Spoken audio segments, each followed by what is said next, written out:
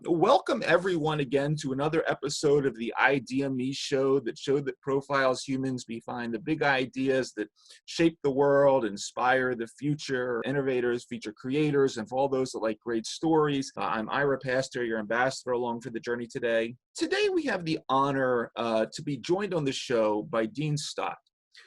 Dean is a former British Special Forces soldier, adventurer, philanthropist, author, international speaker, as well as two-time world record holder in biking on the longest motor road in the world, the Pan American Highway.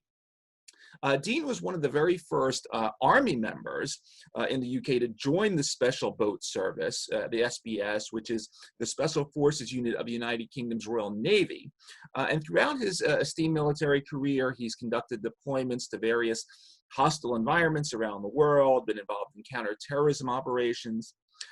Dean left the military in 2011 after 16 years of honorable service, and he started a career in the private security sector. While he was well known to take on a variety of jobs, regardless of the level of danger that many others would not, has faced many things none of us have in our careers, including kidnapping, civil war, pirates, military coups, and was responsible for the evacuation of the Canadian Embassy in 2014, single-handedly rescuing many diplomats and military personnel. In 2016, he was ready for a whole new challenge, and he wanted to use his many skills to help others. He began training to cycle the longest motor road in the world, the Pan American Highway, where he completed this 14,000-mile route from Argentina to Alaska in 2018. He's gained 2 world records, raised an incredible amount of money for charity in the process. Dean is a renowned international speaker. He presents at Fortune 500 companies, sporting bodies, military departments, schools, and businesses. And he continues to live by the Special Forces motto of unrelenting pursuit of excellence. Recently, his book, Relentless, just came out in 2019, which recounts his experiences and life with the Special Boat Services. And ultimately, when faced with impossible things, he proves that they are possible. Very passionate also about mental health. And raising money on this front for various charities. All that being said, Dean, thank you for taking the time out of your schedule to come on our show today. No, an absolute pleasure. No, thank you for having me. Absolutely, absolutely. It's a real honor. We typically start off this show by giving our guests the floor for a little bit to talk about themselves. If you go a little bit into your background, where you grew up, how you got interested in military service, ultimately your transition into the Special Forces. And as I was mentioning offline, I sit here on the East Coast of the United States, and a lot of our audience here may be familiar with the U.S. Navy SEALs, Delta Force, Special Forces of that nature. If you could just give us a little walkthrough of sort of SBS and sort of where it sits in the UK Special Forces structure, that'd be wonderful too. Yeah. So probably start at the beginning. I was born into a military family myself. My father was in the military, but my grandparents were in the military, so I was very much immersed in that environment. We were known as what is called a PADS brat, so a child that's born into the military. So every 3 years, we would move different location, either UK or Germany, and follow my father around with his military career. So I grew up in a town called Aldershot, which was the home of the British Army. It was where the airborne forces were based, so very everyone was wearing uniform. So it was an environment I grew up around, but it wasn't actually a career I wanted to pursue myself. I always wanted to be a firefighter. And when I left school, I have a passion for surfing.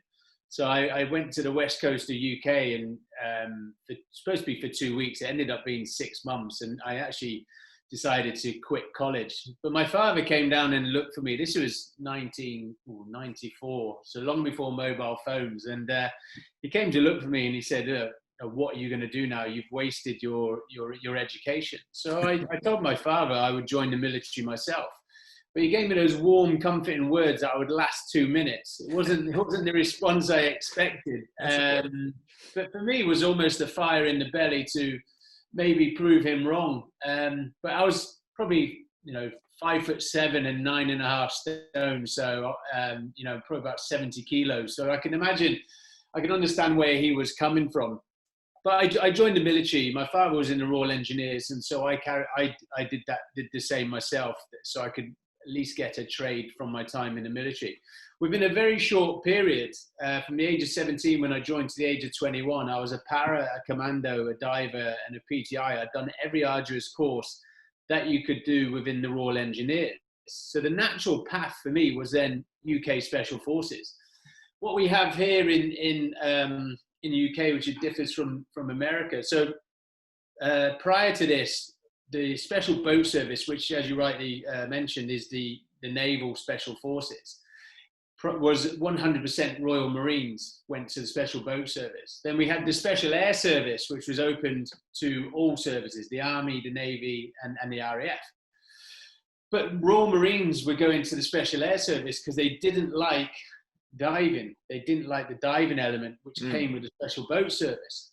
So the SBS then opened their doors tri-service for the first time. They said, well, look, why don't we open our doors and take on someone new? So when I was in the Royal Engineers, the Special Boat Service was a natural transition for me. So much to the disgust of my friends in the SAS, I volunteered for the Special Boat Service. But our UK Special Forces selection is joint. So whether you go SBS or SAS, it's exactly the same course. You do it together for 6 months. And then when you finish, you go over. So there's no, where ours is better than theirs. It's a joint course. And I was successful. I passed the Special Boat Service and became one of the first Army guys, me and a couple of other guys, become the first Army guys to go that route. And I think now 15% of the SBS is Army. But as you rightly said, our SBS is the equivalent of your SEAL Team 6. Okay. And our SAS is Tier 1, which replicates Delta Force. But unlike the UK Special Force, to the US Special Forces, we're not as big in numbers. We only have about 400 in the SBS and 400 in the SAS. But our course, the attrition rate is quite high. So we start with about 200 and only between about 8 and 10 pass 6 months later. So we have a big attrition rate. And then when you put in the conflicts with those that get injured, those that retire, and those that unfortunately get killed, it's very difficult to keep those numbers up. But very much recognized as one of the best units in the world. So I joined the Special Boat Service and I was at the pinnacle of my career. I was doing what these young children nowadays play on Call of Duty. I was living and breathing that lifestyle. I was very fortunate to be on the very first operational jump for the SBS. We were out in the Middle East on operations. It was the busiest time in UK Special Forces history when I joined. We're doing hostage rescues off the east coast of Africa. I was ticking all the boxes in quite a short period, which was great. But I was due to go back out to Afghanistan, and we were pre-deployment training out in Oman. And I was doing it's called a hey-ho jump, a high altitude, high opening jump. So unlike skydiving where you're clear of all the lines, when you exit the aircraft, the parachute is still attached to the aircraft and it will pull open for you. And then at 15,000 feet, you travel up to 50 kilometers or 30 minutes to the DZ where you need to get to. So it's a method of insertion. So as I exited the aircraft, my leg freakishly got caught in the line above my head. So I'm trying to kick my leg out in time before the parachute opens and potentially takes my leg off. I couldn't clear it in time, and the parachute opened, ripped my leg over my head and to the right. Thankfully, no, my leg did clear, otherwise we wouldn't be having this conversation. But straight away, the pain, I knew I'd seriously damaged myself. But to add to the situation, at 15,000 feet, you're on the limits of oxygen. I was drifting in and out of consciousness. And again, if I mistimed my landing, I could have damaged my good leg. But unfortunately, the damage sustained on the exit shortened my career. So I tore my anterior cruciate ligament, my medial cruciate ligament, my lateral meniscus, all within the knee, my hamstring, my quad, and my calf muscles, so all the supporting muscles as well.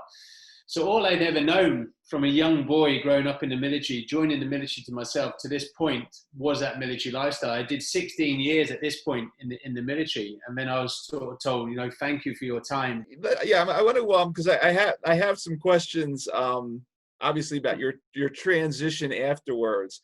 But one of the things I wanted to ask at this point, think that some of the things you were talking about, and obviously we'll get into your some of the stuff that you do for mental health and advocacy and so forth.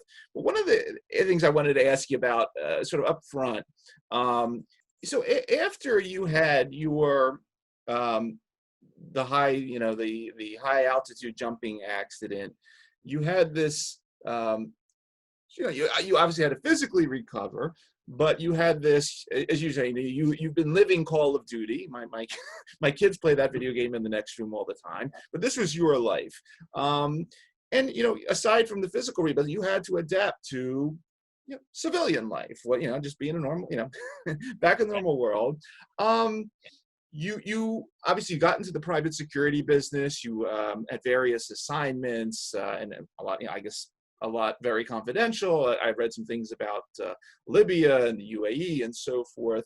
And then there's this very interesting interaction with your wife where you talk about, when you come home with your assignments with blood all over the place, maybe you need to figure out something else to do.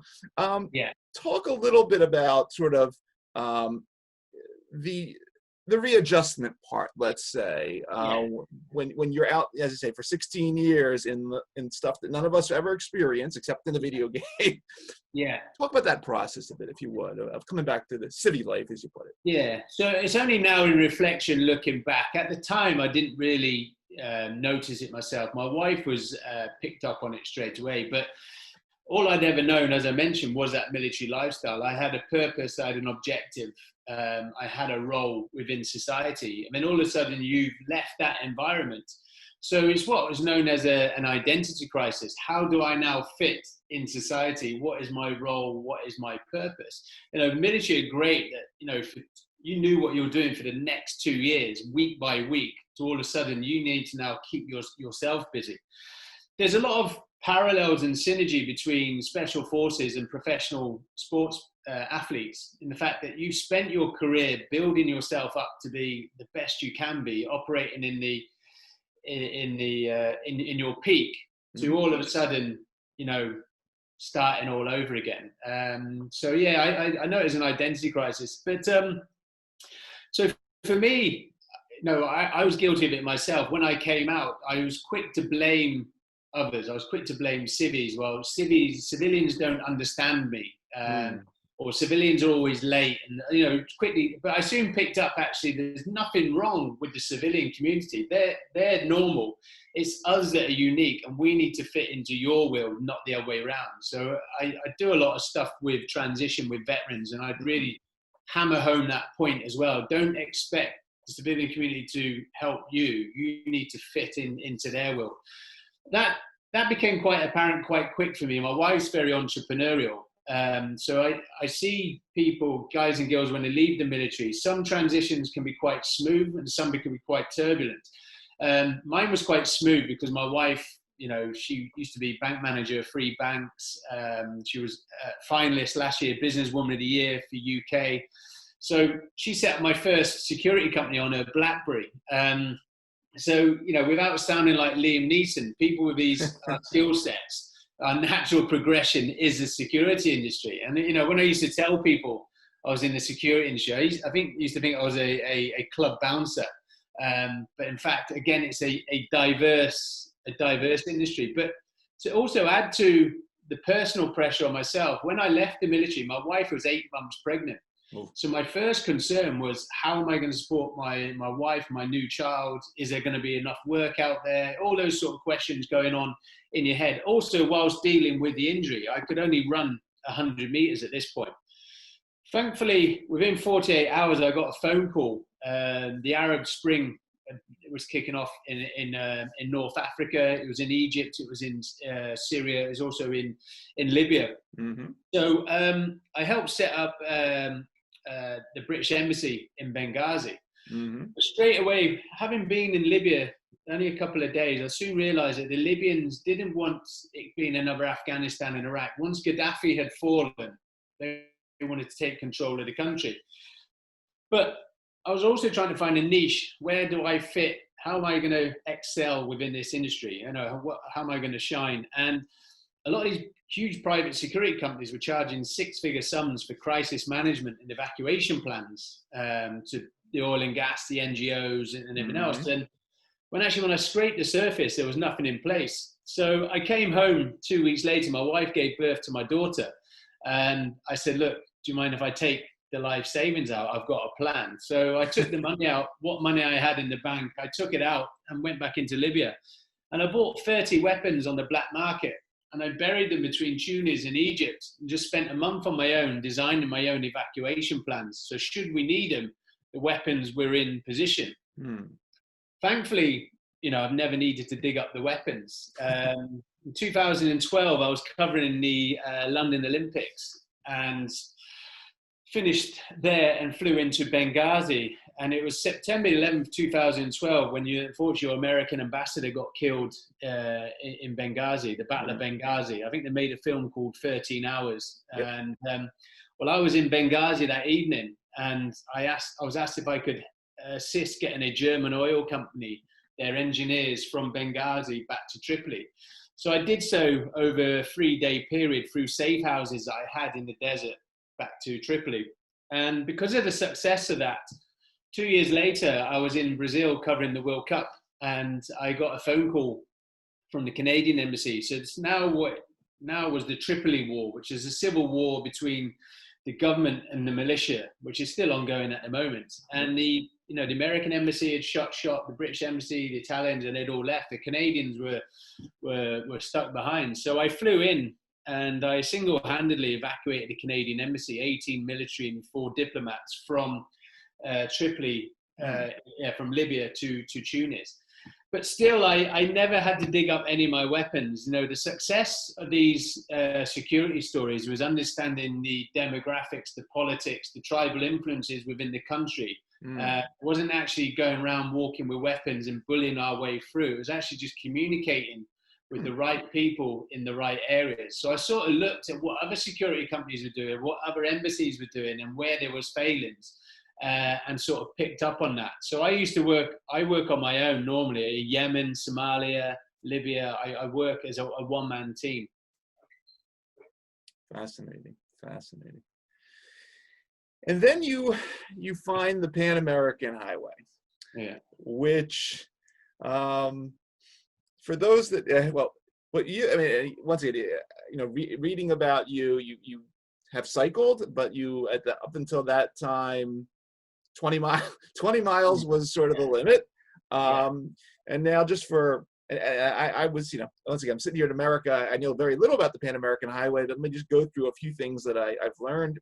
4,000 miles, 15 countries, which is about the equivalent from if you rode your bike from London to Sydney, Australia, frozen tundra in Alaska, boiling hot deserts in Chile, 45-degree inclines, crosswinds. Sounds like an easy thing to go do. Why? Why did you pick that first? Take us there. So actually, it picks up perfectly from the Canadian Embassy evacuation. So I came home from that trip, and my normal standard operational procedure when I got home was I would just wash my kit, iron my kit, pack the bag, ready for the next phone call.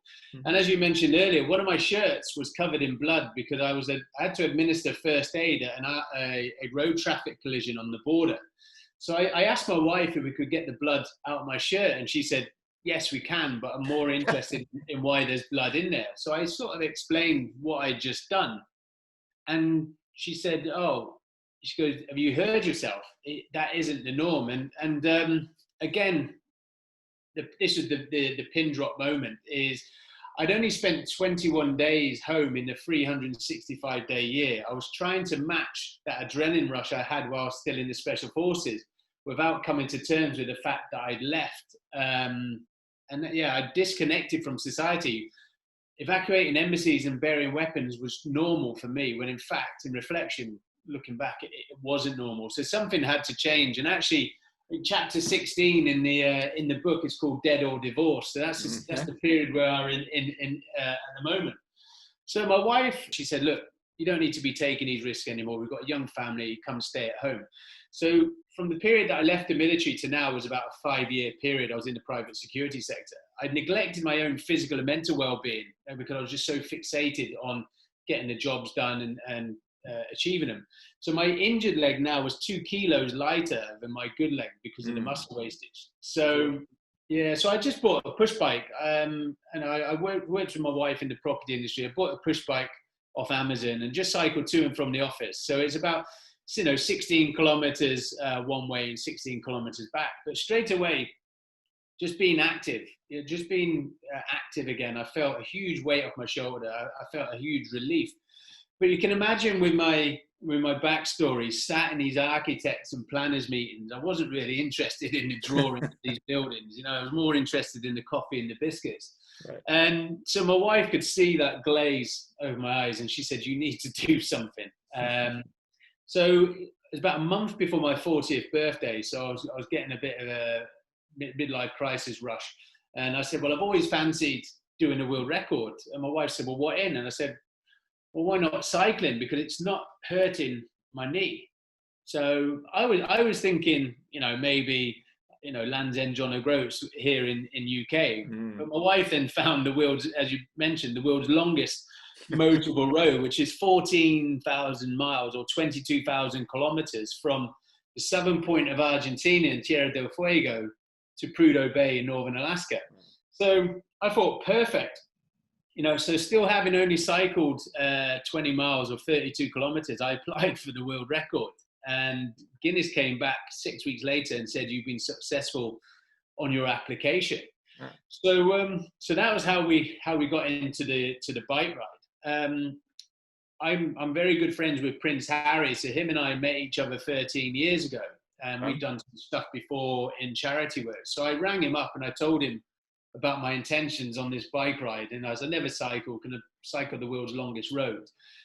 What should we do it for? So there's back here this was 2016 now, so here in the UK at the moment, there's a great mental health campaign called Heads Together, which was started by Prince Harry, his brother William, and Kate at the time. Okay. And so I sat down with Harry. I was aware of mental health within the military, but I wasn't aware about mental health throughout the whole of society, be it postnatal depression, young children, teenagers, all the way through.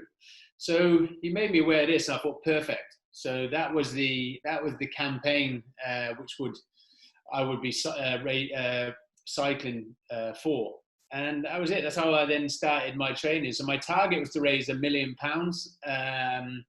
and to try and break the world record, which at this point was 117 days. When I applied for the world record, it was 125 days, and within that 6 weeks of Guinness getting back to me, someone had already beaten it. So it was now 117 days. But for your listeners, 14,000 miles or 22,000 kilometers, it doesn't sound much. It is a lot. But if you imagine the curvature of the earth, it's equivalent to cycling as you're from London to Sydney and then another 4,000 miles. It's huge. Amazing. Really amazing.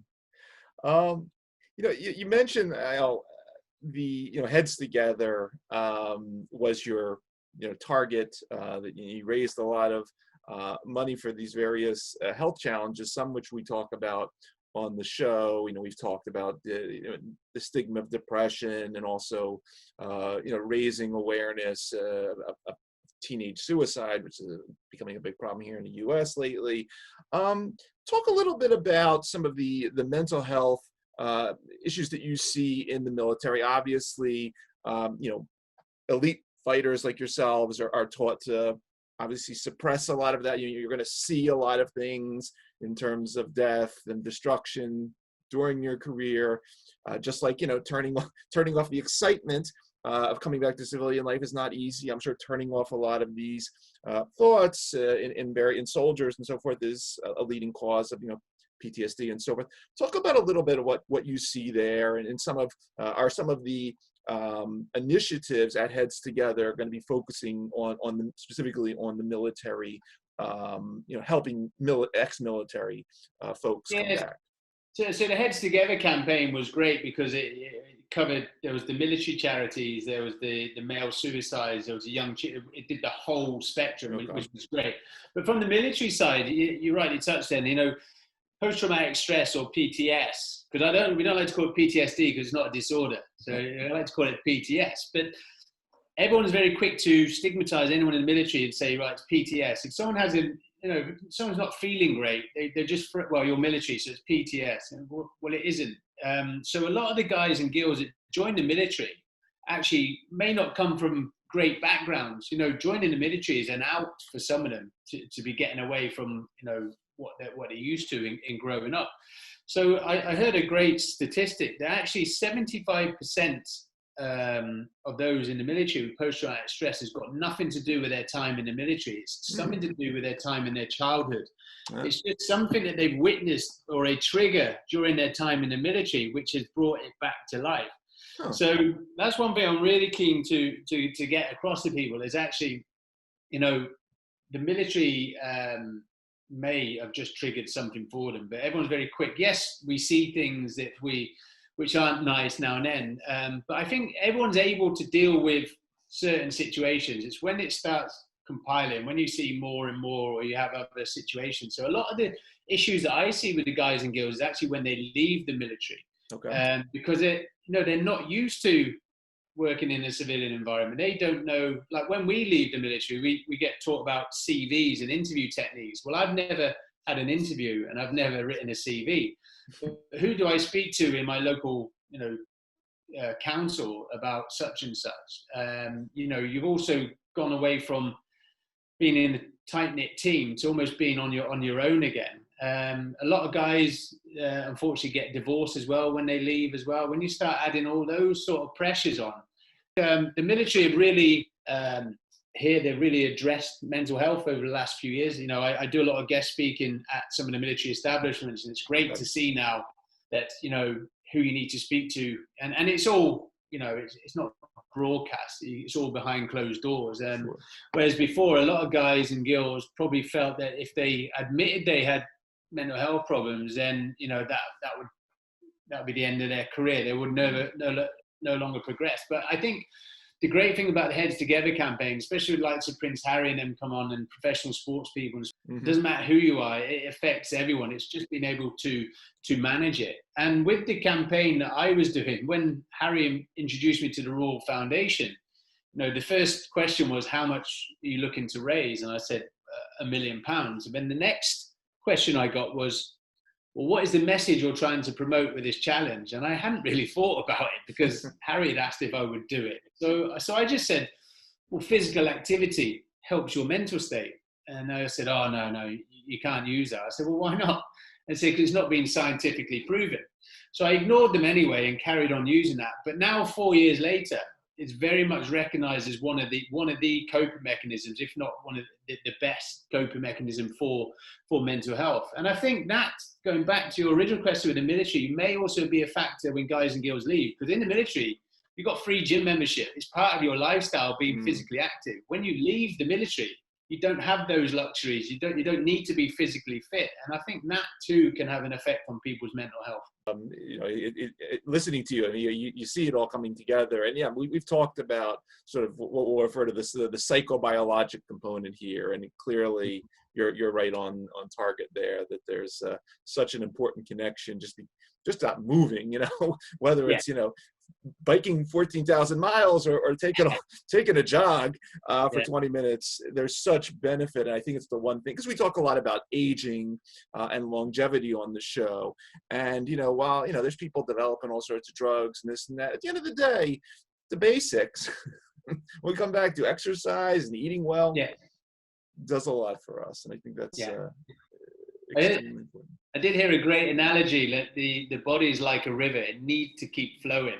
As soon as it's static, it becomes stagnant in a little pool. You need to keep moving. I'm not saying go cycle 14,000 miles, because that's ludicrous. But as you mentioned, even if you just go for a walk for 20, 30 minutes, that itself, it has a lot of benefits. Yeah. Dean, obviously, multiple years at sort of the elite of the elite special forces, breaking world records. I have to ask, what's next? Yeah. I can think maybe space, but anything major on the horizon that you can tell us about? Yeah, no, of course I can. Well, I actually completed my world record. I took 10 days off South America and I completed it in 99 days. I beat it by 17 days. It wasn't the original plan. I got to North America, actually. I came into Del Rio on day 70 and I thought, perfect.